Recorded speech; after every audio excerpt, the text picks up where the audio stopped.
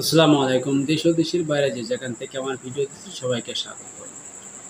তো সময় মতো আমি ভিডিও আপলোড করতে পারি না, কাজের বিভিন্ন সময় বিভিন্ন ব্যস্ততার কারণে। তো যাই হোক, আপনারা অনেকেই ফোন করে বা কমেন্ট করে মেসেজের মাধ্যমে অনেকেই বলে থাকেন, গুরুজি শরীরে প্রচণ্ড দুর্গন্ধ হয় বা সেগুলো বিশ্রী গন্ধ বের হয়। তো সেগুলোর জন্য কোনো ওষুধপত্র পাওয়া যায় কিনা বা আছে কিনা অনেকেই জিজ্ঞাসা করে থাকেন।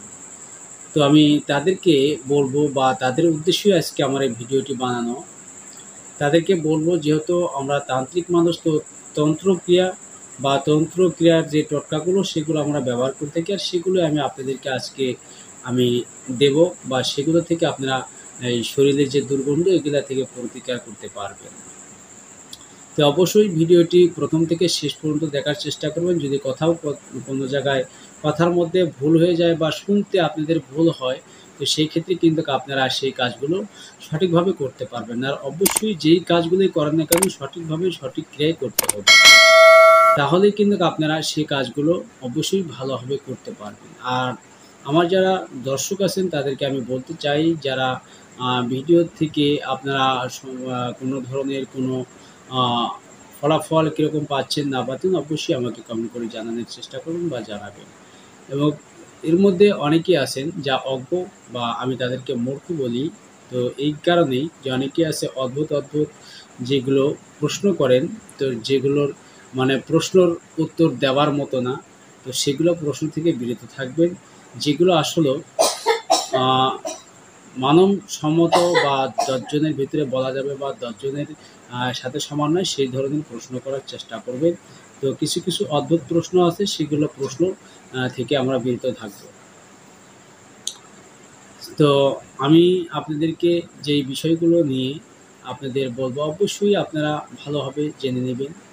অনেক সময় আমরা দেখি শরীর ঘেমে গেলে দুর্গন্ধ বাইর হয়, বা অনেক সময় অনেক ধরনের ভাবে হয়। অনেকের ক্ষেত্রে দেখা যায় বডি স্প্রে বা ব্যবহার করা হয় বা করেন।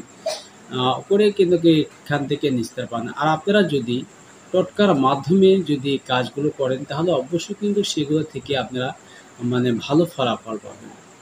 তো ভিডিওটি শুরু করার আগে আগাম সতর্ক বার্তা।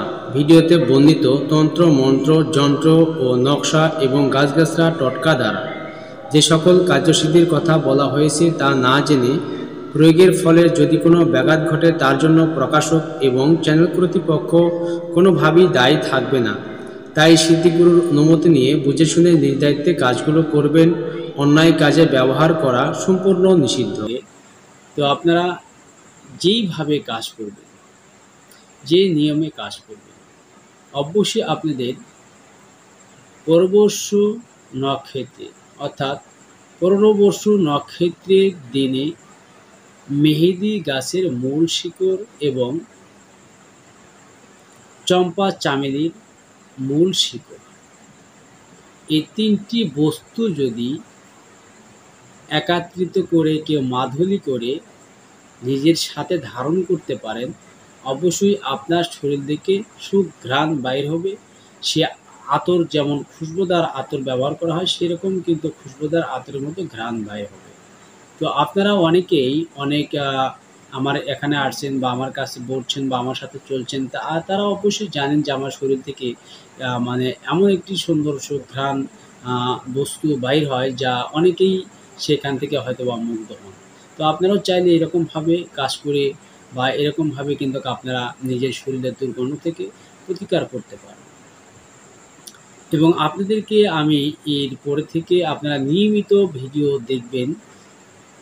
যার কারণ হচ্ছে, এখন আমি কিছু আধ্যাত্মিক আ কার্যকলাপ, বা যেগুলো মানে আসলেও কী ধরনের কোন কাজগুলো করতে হয় বা কোন প্র্যাকটিক্যালে করতে হয় বা কোন নিয়মে করতে হয়, সমস্ত কিছু আপনাদের কাজ আমি প্র্যাকটিক্যালে দেখিয়ে দেব, বা কাজগুলো আপনাদেরকে বুঝিয়ে দেব।